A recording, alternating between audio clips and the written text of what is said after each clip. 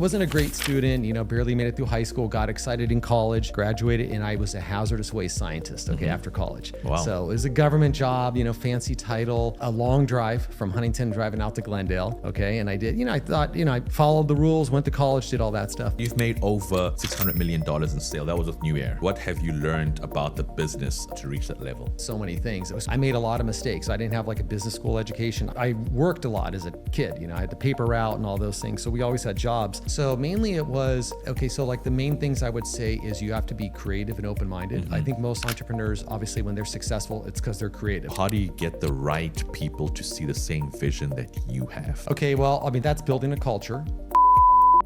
The code to winning, insights you need today to seize the world tomorrow. Today, I actually have a very, very good interview and also great guest that's going to be talking a bit more about his journey, his entrepreneurial journey. So I'm going to give you a brief introduction. He started his business from a garage. So he's a garage startup founder and ended up like selling his company about 8-figure exit as well, over $600 million in sales. And so if you are in the field where you want an exit as well, we're going to be talking about a gentleman who started NewAir, selling it off, and currently is teaching a bunch of CEOs how to get that 8-figure or 8-mid exit as well. So without further ado, the man himself has joined us in the studio. We have Luke Peters. How are you doing today, sir? Oh, that was awesome. Thanks, KG. Awesome Very stuff. good. No, I appreciate that. We love getting guests talking just about their journey. I want to just talk a bit more as well, just like where everything started for you. I know you started your company in a garage and stuff like that. Yeah. So can you just talk a bit more about that? Yeah, well, just to paint the picture, so I grew up in a big family, 12.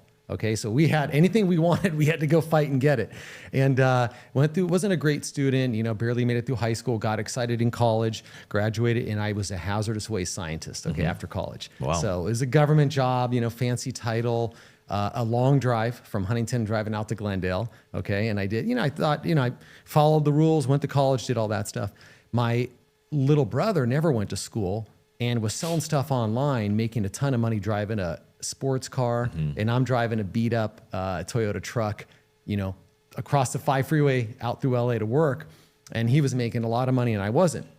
And I thought, wow, something's wrong with this picture. He never even went to school, and he was selling stuff online. This is right around 2000, right about 2000, And so I started looking into it, and just, one thing led to the next, and I understood SEO and like, oh, wow, there's this, obviously people buy electronics, but they may also want to buy HVAC stuff and fans and thermostats and all these other products that are not so interesting, but people still, for the ease of it, want to buy it online. And that's where it started, really. Awesome. I love that. And you were born and raised obviously in California, right? Yeah. Love the state. Love it very much. Yeah, it's beautiful. I lived in the Bay for about like 5 years, San Francisco side, but no, that's amazing. And so one of the hardest things as well as starting a business, obviously with no investors, no funding, and the hardest thing as well is also no safety. Did you have a family at that point in time? Yeah. Yeah. I'm married, 2 kids. So I kept working, but we burned the midnight oil, so to say, right? So we're, working late at night. My wife, at that time, I think she had just left her job at the second child. And then so she would answer calls during the day as they came in. I built the website at night. She shipped stuff during the day. So we just kind of, put our teamwork together. And then after about 6 months, we were cash flowing so good that I could leave my job. Okay. Yeah. But that's a big risk, and that was in the 2000s, obviously, when this started, right? Yes. Okay, and that was the .com bubble, wasn't it called? It was right after the bubble. Okay. So it's actually a good time when you think about it, right? It's like the bubble happened, and that may have been even a better time if you think about it. But then there was a bust. So that vacuum allowed for opportunity and new startups. I love that. Yeah. I think. This one's not yet uploaded. Matter of fact, it was just over the cell phone interview. When I did an internship in New York, when I was still in college, I did it with Bloomberg, and I managed to meet Michael Bloomberg, and I spent about like 30 minutes with him. And one of the questions I asked him was obviously starting like the Bloomberg organization and stuff like that. But what shocked me, spoke about what you spoke about. He often said in his situation it's more luck than anything. He said he was he seized an opportunity at the right time, and he was at the right place at the right time. And I think sometimes when we speak about this thing, would you say your story was very similar in terms of starting this thing? Was it opportunist, or how would you like define that moment for you? It was opportunist, but there's always opportunities is the way I look at it. Like now there's opportunities. 5 years ago, there's opportunities. There'll be opportunities in 5 years. But sometimes the opportunity matches your skill set for some people, or you just have an open mind and be creative, and you're going to find opportunities everywhere. And so you've made over $600 million in sale. That was with NewAir. Yep. Right. What have you learned about the business to reach that level? Like, what made you reach that level? Oh, geez. I mean, so many things. So I made a lot of mistakes. I didn't have like a business school education. I worked a lot as a kid. I had the paper route and all those things. So we always had jobs. So mainly it was, okay, so like the main things I would say is you have to be creative and open-minded. I think most entrepreneurs, obviously, when they're successful, it's because they're creative, okay? And then most people that don't get there, it's because they're not. I think creativity is like the most important, okay? Because you're constantly having to solve problems. So you may have a great idea, but then that you have to iterate. Or after 5 or 10 years, that idea is not so good anymore, and then you got to go somewhere, another direction, right? So you got to be... you have to have that flexibility in thinking. And then the other thing I learned is hire the best people who have already done what you want to do. Okay, that took me a while to figure that one out because those people cost a lot of money. Yeah, when you hire people who are experienced and they've already been there, you're going to learn from them. So you want to hire people that smarter than you, elevate you, and if you look around, all the big companies, we're here in LA, huge companies, they're all actually. Like their number one thing is find the best talent, just like the Lakers across the street. So it's the same attitude, but a lot of small businesses don't have that attitude because they want to save a few dollars. What would you say then was the greatest competitive advantage that your product had that others didn't have? Okay, yeah. Well, what we did is, so we're selling a product that is basically, many of them were refrigerators, ice makers, wine coolers, really fun categories like that, like especially wine, cigar humidors, you could talk, these things are products that people hobbyists might be using, or they want to talk about it. Early on, we sold like portable air conditioners and thermostats, not so interesting to talk about, right? So it's good to get into a category that people want to talk about. Okay, because then you can leverage it. Because what you want is other people talking about you or your product. If you're the one like back in the early days, everybody wrote blogs and it was the brand saying, look at me, hear me, listen to me. But what you really want is other people saying, hey, look at NewAir, check out NewAir, look what they're doing, look at this product, which everybody knows now with social media influencing, but they still don't utilize it as much. So we did, to answer your question, a competitive advantage. We were the only specialty appliance company using influencers. And we started this strategy, 8-9 years ago. Interesting. So that was good because and then you learn from them and improve your product too. Because you might have a builder, okay? You might have a designer, they're talking about your product and they're putting it in there and then they give you feedback. So you get feedback, but you also get somebody else talking about your product. Not just Amazon reviews are great, product reviews are great, blogs are great, but have somebody videoing, talking about it, lifestyle, that's what you want. Interesting. No, that's pretty awesome. And how much did you sell your company for? Right around 50. 50 million? Yeah. Wow. The reason I'm asking this, I look at multiple different companies, especially like from the period of 2007 to about like 2012. And I look at stuff like MySpace, I look at Blockbuster, I look at many companies that even Nokia, BlackBerry, that may have had perfect exit opportunities. And because of just latest innovation, they fell short of that. I know MySpace had an offer to get bought out way before Facebook, as it was like a big thing then. Would you say you had the perfect exit, or do you think you probably could have gotten more had you just waited a little longer? No, I was very fortunate. I was very fortunate. I love the honesty. Yeah. What makes you say that? I mean, just with the ebb and flow of COVID and where the economy in different areas and the demand in certain areas of consumer products has gone, it worked out at a very good time for me. Yep. And when did you sell it? That was in 2021. Okay, so Yeah. just after COVID. Yeah, literally just kind of almost in the middle of it, right? But it was, COVID, I think was 2020, right? So maybe 2019, 2020, and then we exited middle of 2021. So yeah, it's been, 5 years, 4 years, yeah. Time's flying. Yeah. Time's really flying. What are the most important key indicators to try and upscale your business for those companies that are currently small business phase where they're currently like plateauing? Yeah. Okay. So what happens? Okay. So I work with a lot of companies, and what happens is the entrepreneur is usually the engine of the company, and then and they'll grow and scale, but then that entrepreneur kind of gets bogged down with a lot of other things. Okay, running the business, systems, operations, finance. Sometimes finance is a total disaster.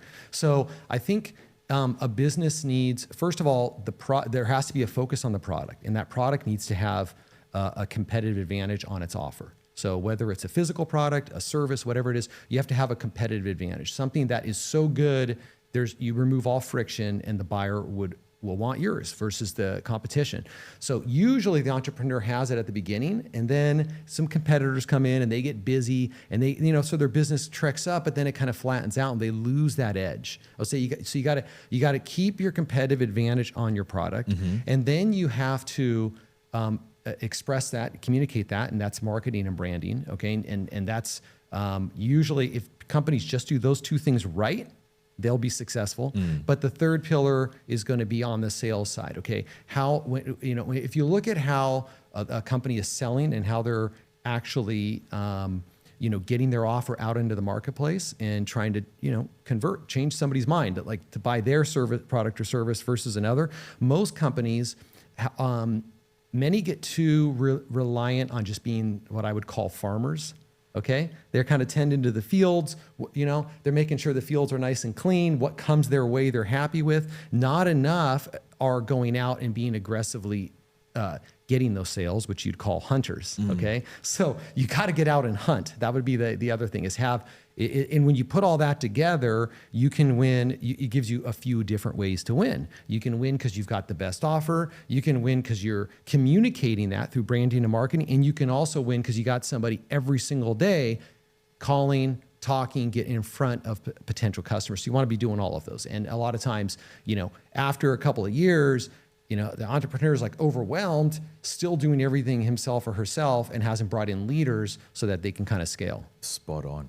One of the things you mentioned earlier on, you said you end up also hiring the right people. Yes. I look at just my different departments on my podcast, and I can say often people ask what's the hardest thing personally for us. And I love the interviews. I love obviously having a blueprint, but just like, I haven't even asked a single question. I probably just one out of the first 5, but like just engaging and finding out the success of people, because I feel like that's what gets my viewers and gets me excited as well.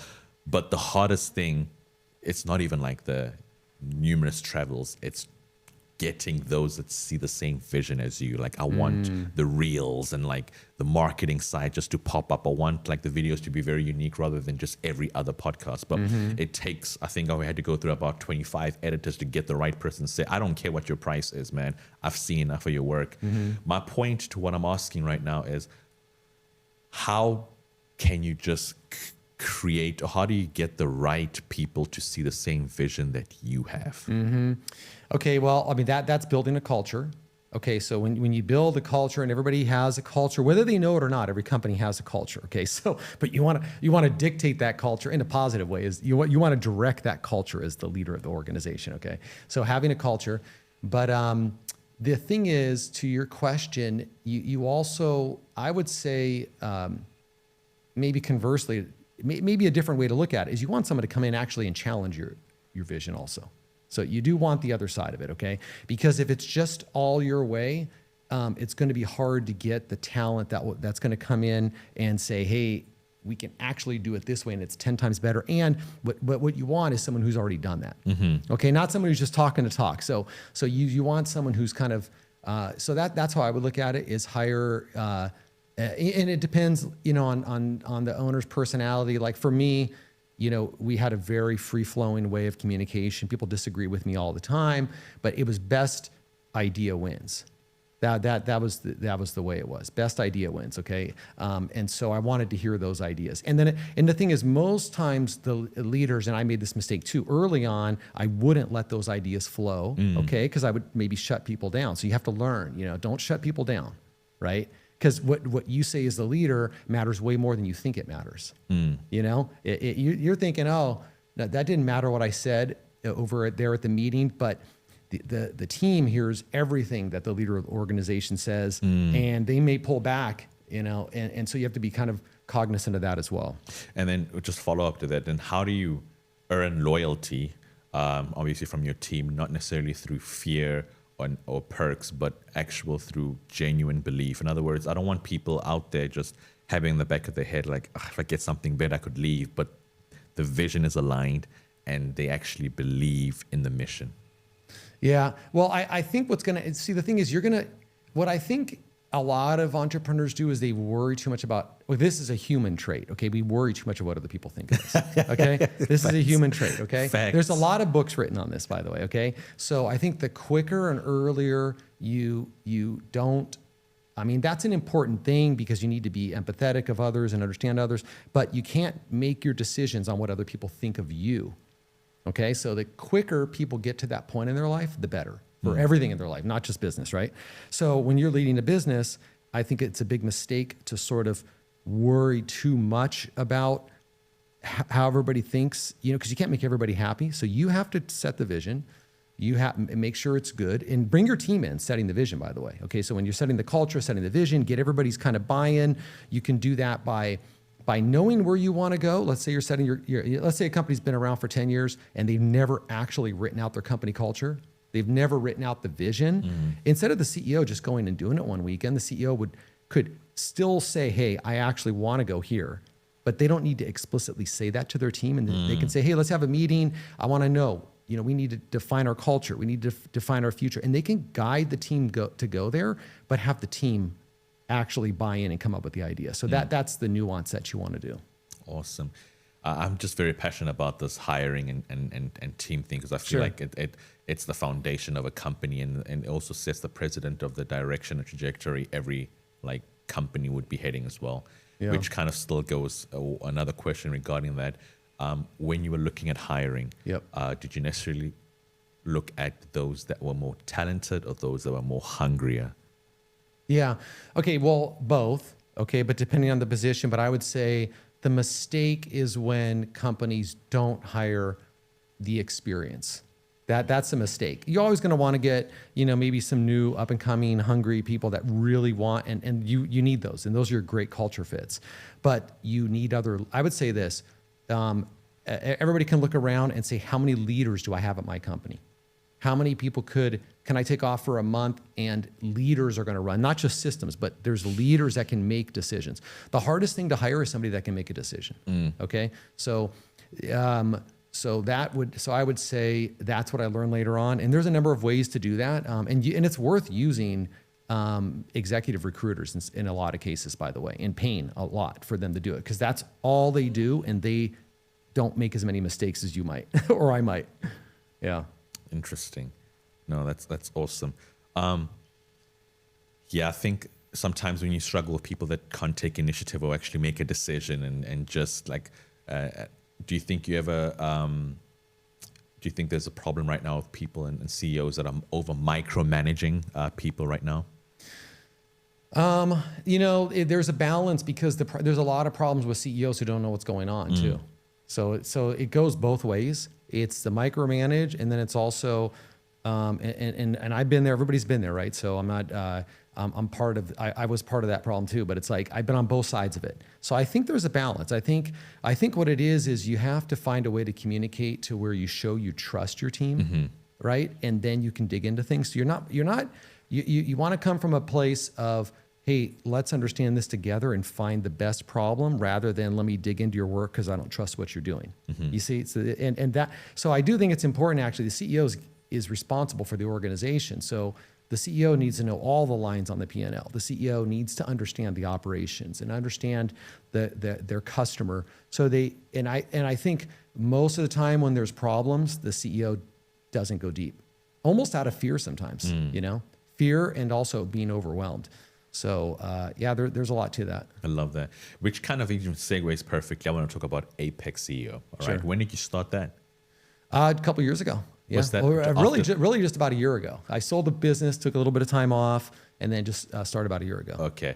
All right. And can you just talk a bit more about Apex CEO, the mission, and we can go in detail with it as well? Sure. Okay. So the mission is it's CEO one-on-one, working directly with CEOs on a performance basis to increase the profits of their business. But the differentiator here is that we are going to get them positioned for an exit. Okay. So I think most companies, I mean, you're young, but like eventually most people, they want to get to an exit. Okay. But they may not even admit it because they secretly know they're not ready for an exit. There isn't a buyer for their company. Okay. But if there was a buyer at the right price, people would be happy to exit and move on to the next stage in their life. So there's a lot of information on how to exit and what the numbers are. But even back to my NewAir days, I think most problem solving is overcomplicated. Okay, I think if when I get into a company, I think how I can help the CEOs is make things less complicated, not more complicated like a consultant does. So usually it's focusing on margins and focusing on their product and understanding why they can't get the margins, which usually means their product may have an issue or it's not differentiated, or they're in like a red ocean, with so much competition. And so they might need to make a little bit of a pivot. So, and then how they can kind of steer the company to the next chapter of growth to be positioned for an exit. And there's a lot of other things we work on as well, but that's sort of the different angle I'll take on it. And then when obviously people look at your resume and they can see the exit that you had in terms of getting, $50+ million for your company. What about those that aren't even making that amount and want to try and get an exit like within a more par for like the last 20 or plus years as well? Like, what's your target market? Which CEOs do you help? Does it vary which company or industry they're currently in? Surprisingly, it does, because I actually ran a pool service business to pay for my college. So I know service, I know product. I pretty much can, I'm not going to work in like the professional services. That's kind of out of my realm. But most service or technical service or product-based businesses and anything in that area is something I can help them out. And then as far as size, I mean, I get calls from all different sizes. So and sometimes it's a fit. Sometimes companies are too small. They need to still figure out their product market fit is what I would say. Up until you get to a couple million, you need to figure your product market fit. And then I can step in at that point. And so I think one of the things you also touch on is how people can survive 100% or 100+% in tariffs as well, right? Yeah. Can you talk a bit more for those? Obviously, there's many definitions, whether you're watching Fox Business, Bloomberg, whatever it may be, of what tariffs are. What's your understanding of tariffs and how is it affecting the day-to-day American business? Well, it's a complicated subject. I mean, a tariff is basically just, the brand that's bringing the product in is going to pay a tax on the product at the port. So if it's $100 a unit, and right now I think it just got lowered by 10% today.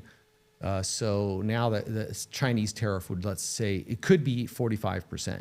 There's different things that are tariffed at different rates. It really depends, right? So it could be, your $100 product is now $145. There's a lot of reasoning behind this though, because there are some, a lot of unfair trade practices. And so I think tariffs is like any other subject. It's very nuanced. Those who just say, and just look at it one dimensionally and say, it's dumb because we're doing this, or it's perfect because we're doing this. There's so much nuance in here. Okay, there isn't free trade in the world. Let's put it that way. I've been all over the world. There isn't free trade. So we might be saying everybody can trade here for free, but we can't trade elsewhere for free. And I think that's what brought up the tariffs. And that's not political. I'm just saying on the business side of things. And so what happens is it does make it very hard because a lot of players don't play by the rules. That's the hardest part of tariffs, okay? So you could have international companies who could, in my example, the original invoice price was 100. They could just say, well, now we released a new model and it's 50, okay? And then they're gonna be taxed on the 50. So there's easy ways for some of these, I would say, mid-size international companies. The big players, they're gonna play by the rules, the public companies. The small American companies are going to play by the rules because they don't want to go to jail. So there's, and so it is honestly a big problem. I don't know if the administration is tackling this, but the problem is, with all that being said, and understanding why there are tariffs, the problem is the U.S.-based companies who are small to mid-size are getting hit hard in a bad way. Okay, they're paying the price. They don't have enough flexibility to come up with the creative ways to reduce the tariffs like maybe a large international would. They don't cheat or go into the gray areas like some of the international companies that aren't U.S. based, who now have an advantage over a small and medium-sized U.S. based company who's going to pay 100% of the tariffs because they don't want to get in trouble, and they live here. And these other companies, they don't have people here. They just ship to a warehouse. They're not worried about. They just open up an LLC and bring it in. So that's there's all different segments of the tariffs that have been addressed. So some of the loopholes are being closed, but this one I'm talking about is not, and maybe it will. Okay. And I like that you mentioned that. I also like talking as well, obviously considering the fact of we know the financial crisis 2007 to like 2009, the housing crisis, the Great Recession, and also COVID that happened 2020. And we know those are obviously the most two recent events where many businesses were impacted, not necessarily even locally, but also in a global stance as well. What are those key factors that could help businesses and companies build a recession-proof business? So what are the key things? I would say diversify your revenue streams, diversify your customers. Okay, so a lot of times companies are too beholden to one large customer. So for example, e-commerce, and all of your business goes through Amazon. That's a risky proposition. So I think that was great when I ran my business. That would be an example, right? That was great when I ran my business, and now, at the beginning you could have all D2C. Then it went from all of your own website. It went to basically where Amazon dominated, and it became 90% Amazon. And I think there's a trend now. Hey, how do we diversify that? Maybe pull some more back to our direct to consumer, see what's going to happen with, different social media, TikTok Shop and all these other smaller players, and find other marketplaces. And who knows, even OpenAI may have marketplace in the future because they're disrupting things. And so there could be opportunities there, but you want to diversify your revenue stream is the first place I'd start. Okay. And so let's say now I'm a CEO of a bigger company. No, let's probably just say it's probably making about like $2 million a year. Sure. I'm trying to get an exit. But I look at stuff like the founder of YouTube, and I look at Kevin Straton, the founder of Instagram. I'm like, I want to get a big payout because there could be future value in this. What are the steps that you're going to walk me through, and how can we get the most out of the company that I'm currently in? Okay, yeah. So now the first thing is mindset, okay? So 2 million, that's one thing, but let's say somebody had a little bit of a bigger business. The thing is, how much money do you really need? And I don't want to say this it's like we all want that huge payout, but there's sort of a curve in life where, this is maybe your standard working salary in the city, and then you get an exit for like 5 or 10 million, and your life improves so much. And then maybe you got 20, 30, 40 million, and it improves, but at a you know what I mean? At a slower rate. I think some people hold on too long and blow their opportunity. Okay. And some people think they all need $100 million exits to be happy. And I think most would be just ecstatic if they just got an exit. Okay. That's true. And they had financial freedom. And so how do we get there? So a couple things you want to do. So you have to understand the investor. So what does the investor want? Right. And so too many times companies think about what's great about even companies that make no money want to sell and say, well, I got a great brand. Well, if you had a great brand, you would be making money. Okay. So, this is what the market is deciding. It's not doing it for the market right now. So the first thing is, what do investors want? They want to de-risk a deal. That's the number one thing they want. So when they buy, and they buy at a multiple of your revenue. So we'll do, in your case, 2 million, let's say that was 2 million profit, okay? So they will buy at a multiple of 2 million profit. 5 times that 2 million, 10 times that 2 million. So in 5 times that 2 million, it's a $10 million deal. But the company says it's making 2 million. So they need to go through financial due diligence. Then they got to look at the risk. It's not just to believe your financials. They have to look forward a couple of years. What are the risks? What is public opinion on this company? What do the customers say about this company? So that's the first thing is you look at the ways to de-risk your business. And then where does Apex come into this? Are you the middleman that connects the buyer and the investor, or are you the one that ends up consulting the seller at this point? So where I come in actually is earlier. So I want to come in and get them ready, and then I can hand them off to someone who would manage their transaction. Okay. So I want to come in and say they're making $1 million and get them to 2 million, but get them in a way where get the business tightened up to where everything is buttoned up, where an investor is going to come in and not see risk. Oh, the financials are in order. They have customer diversification. Their product market fit is incredible. And more importantly, they have momentum, right? So the investor doesn't want to come in at the end of their, as the company's rolling over. They want there to be some upside. So you have to build, like another, some storyline there for your upside and where the company's going to be going in the future. But a lot of it is nuts and bolts of running a better business, really is what it is.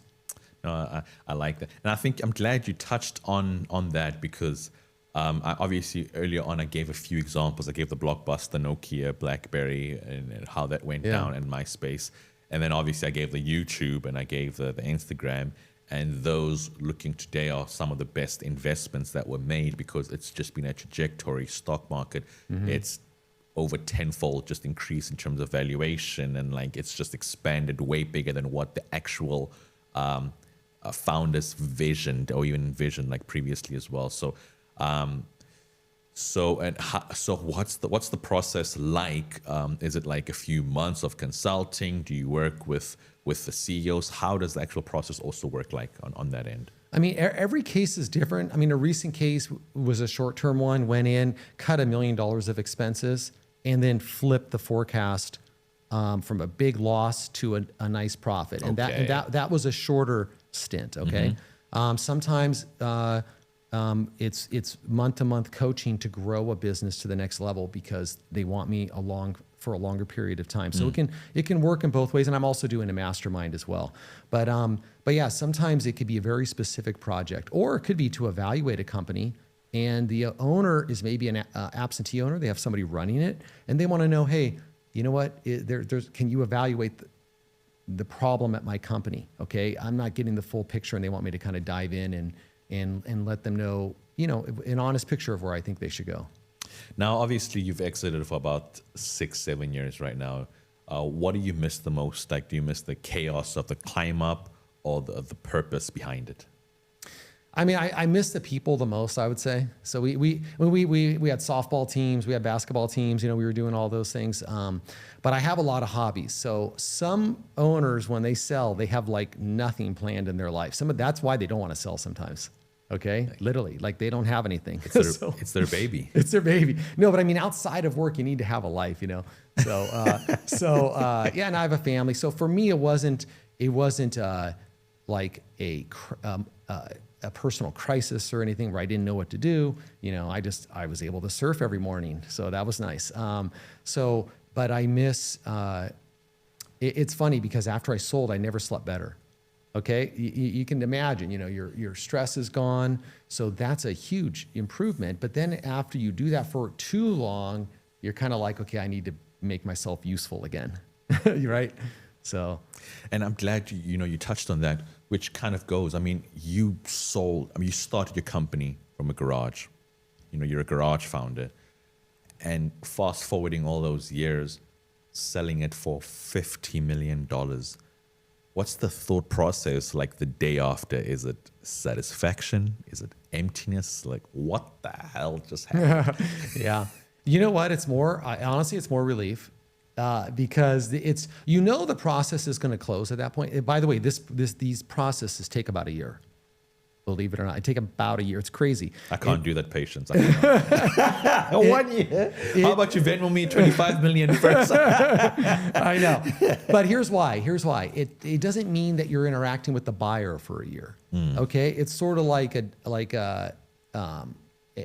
first you decide you want to go to market. Then, this is after I would work with somebody. This is afterwards. They're now ready to sell. They decide they're going to go to market. Then they work with a banker, and the banker kind of creates some marketing materials and understands the business, and that can take a month or two.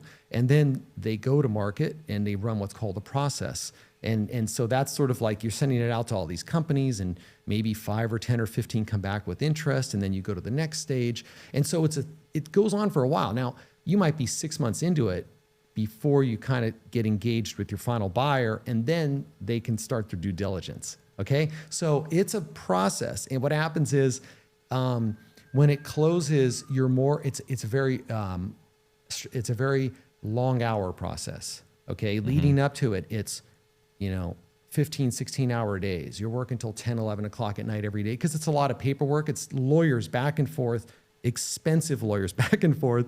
And so it's relief, really, when that's done. You know it's coming. And also, you don't get that whole check. So let's just make sure everybody understands this. Especially in California. You don't get the whole check. You're paying taxes. You're paying your advisors, which they've done a great job. You're giving bonuses to your team, who has done an amazing job getting you that exit, okay? And then you also, with private equity, usually there's a small reinvestment back into the new established company. You do very well. It's just you with taxes and everything else. So you're still feeling great afterwards, but it's more a relief. Especially in California, the taxes are extremely high and expensive, but it's part of the. I mean, if you look at the oceans and the buildings and the beauty of it, like, okay, it's kind of worth it. Well, it's probably not. I mean, if you can plan it, it's probably not worth it. But I'll tell you what. After we sold, we went all over the. I mean, I've been all over the country, anyways. Meeting different customers and everything. But we went all over, and I like to surf. My wife, she and the family, they all love it where we live down by the beach and everything. And I mean, Texas is beautiful, but it's hot, and there's no taxes. Nevada, way too hot. Florida, we could do it because they have beautiful beaches, but there's nothing like California. That's the thing. There's nothing I don't think anywhere in the world there's nothing like California. So it is a beautiful state. Fourth largest economy in the world as well. Only 3 other countries have got a higher economy than it. So that's crazy. Yep. What's the truth that you've learned about money and success now that you wish you knew in your 20s?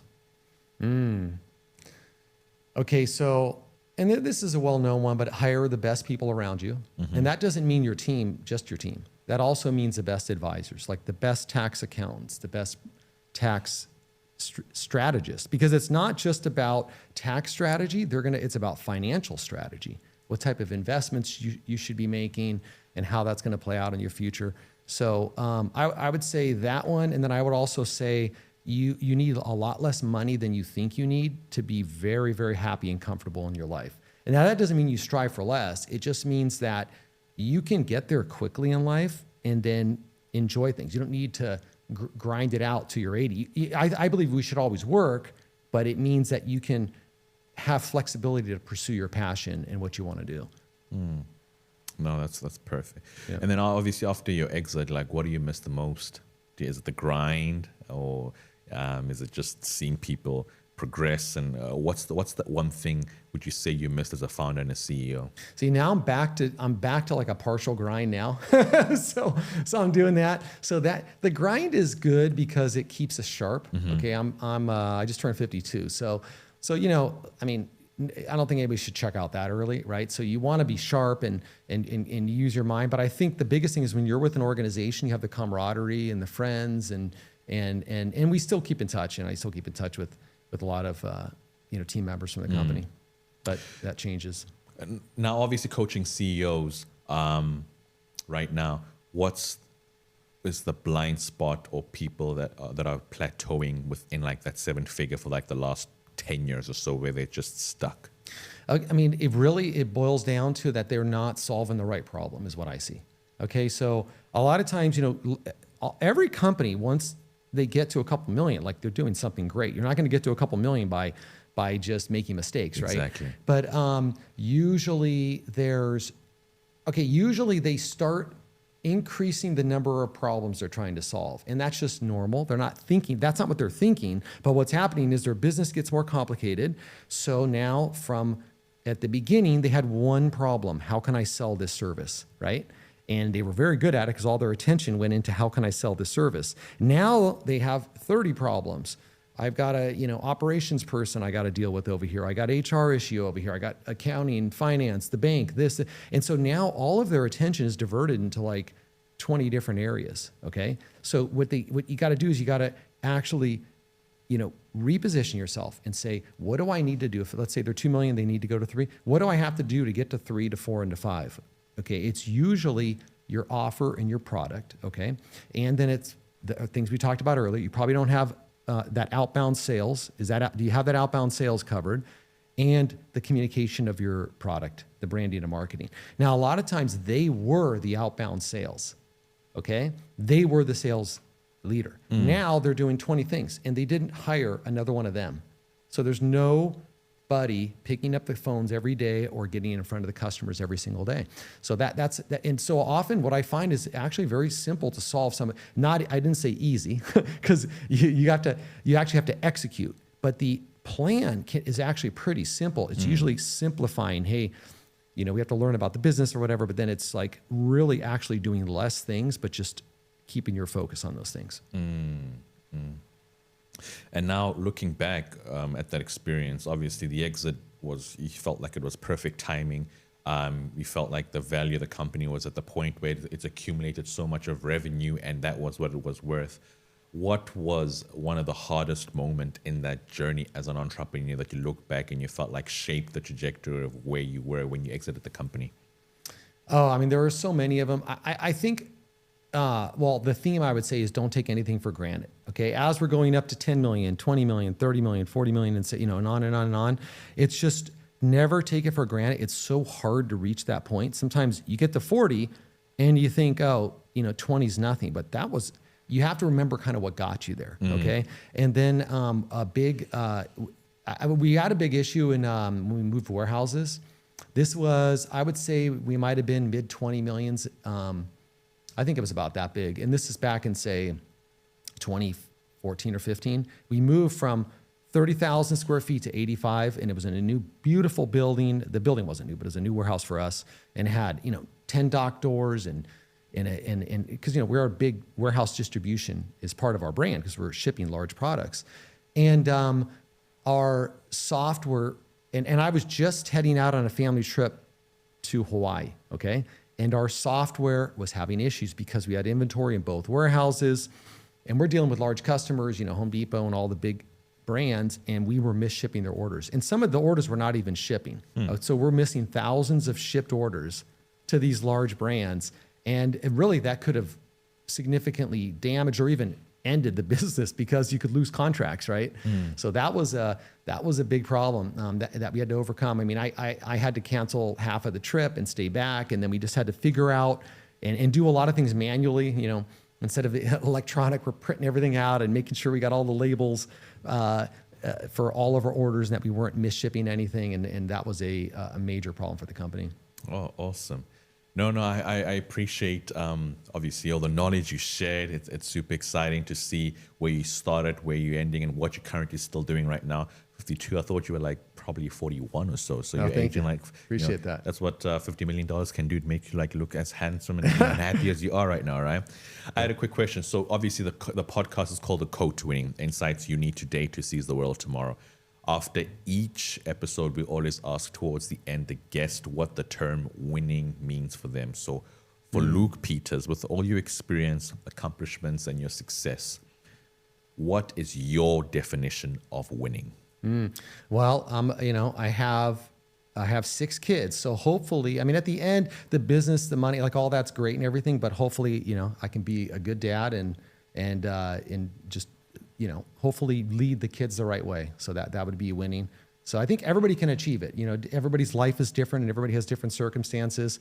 And I think another definition would just be, and this is, I try to teach the kids this too, but this is just, whatever your God-given skills are, you need to use those to the best of your ability. So we're not winning if we're just, taking it too easy. You know, make a dent in the universe, whatever that means to you. It doesn't mean you have to, you know, sell $100 million business. It could mean that you become a good leader, or you're a good parent, or you build flexibility within your life. Okay, so that you're not sort of just beholden to a 9 to 5 and a bank, right? So you want to create that flexibility. But those are a few different ways, I think, to look at winning. I love that so much. If you could look at the camera there, let our viewers know where they could get a hold of you, if they want to try and get consulting, if they want to get in contact with Apex CEO, social media, website, whatever it may be. Can you let our viewers know? Yeah, absolutely. Yeah, really simple. Just head over to apexceo.co, and we have a form there. You can just schedule a 15, 20-minute meeting with me, and happy to talk about your business and help you out. The code to winning insights you need today to seize the world tomorrow. Luke Peters, thank you very much, sir. Thanks for having me as a guest.